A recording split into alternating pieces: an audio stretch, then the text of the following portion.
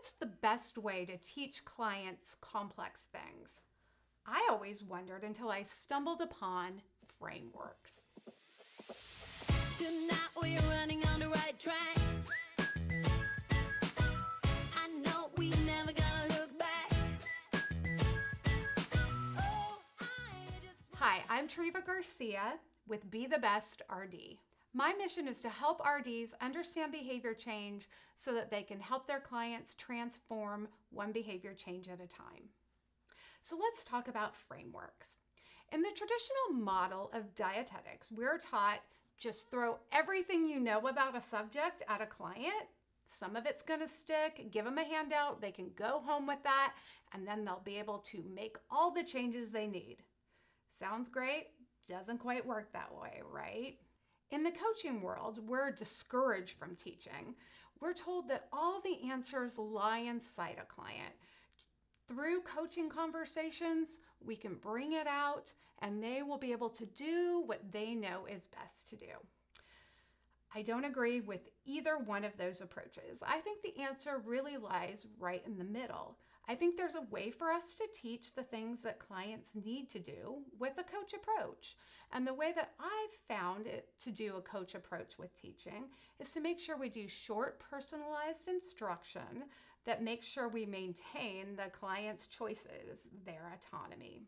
And the way that I figured out the best way to do that, or the most simple way to do that, is through frameworks. So what is a framework? Well, a framework is a visual representation of a very complex thing. So for instance, I like to use something I call the weight loss factory framework. I use this when clients come to me and they say, I have tried everything, I can't seem to lose weight. First, I show this image. And I say, when it comes to weight loss, we've all been told that it's just eat less, move more. It's all about the calorie deficit, right? Easy. It's easy peasy, right? All you got to do, eat less, move more, out comes weight loss. Well, let's look at this next image. I think it's a little bit more complicated than that, right? Weight loss is more like this picture where we still need that calorie deficit, right? But there's some gears there. We've got sleep, we've got stress, and we've got hormones. And if these gears are wonky or rusted or broken, what comes out is not what we think it'll be, right? When it comes to weight loss. And then the last image is this one. And I say, well, the truth really is that weight loss is very complicated. And so much so that we don't even understand it. There might be 10 different hormones at least that control hunger. Some of them we don't even know how it all works yet. So be compassionate on yourself.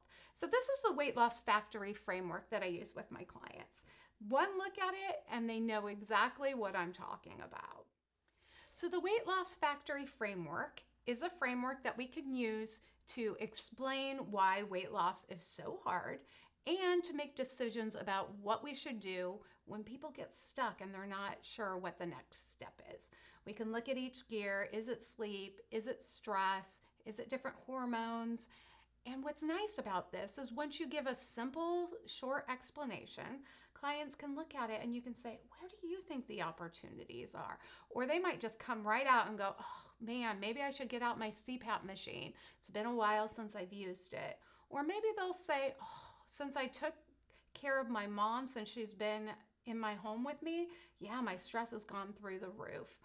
Maybe I need to update my thyroid medication. It's been a while since it's been checked. Lots of things come up once we show this framework. So what is it about frameworks that work so well? So first of all, like I mentioned before, it's a visual representation of something that's very complex. So we've got images. What is important about images? Well, you've heard the saying, a picture says 1,000 words. So yes, I gave some words there explaining that whole weight loss factory framework, but that image said a lot for me. I would have been going on for a lot longer without that image. So the images say 1,000 words. The next thing is our brains think in images. So if I say the words big red balloon, you don't think BIGREDBALLOON, right? No, you saw an image of a big red balloon. So when we store memories, we're thinking of them as images. And so that framework gets stored already as an image. Now, the last thing when I make frameworks is I like to use an analogy. So an analogy is basically a story that's comparing that complex idea to something somebody already knows something about, right? So in my Weight Loss Factory framework, I am using the idea of gears. We've all had a bicycle where the chain's fallen off, where the gears haven't quite fit right, where it's been maybe a little bit rusty. Once clients look at that, they know exactly how gears are supposed to line up, and they understand that connection quickly. So I love to use a framework that has a story attached. Our brains are set to remember stories. So if you have a complex idea that you're trying to get across to a client, I encourage you to try and think in frameworks. What's an analogy? What's a story? What's a visual that I can create here that I can show my clients that they can use to understand that complex idea?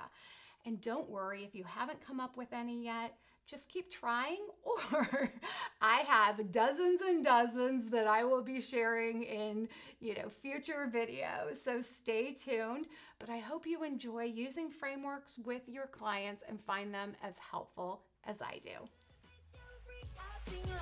Where's the fun in doing what you're told?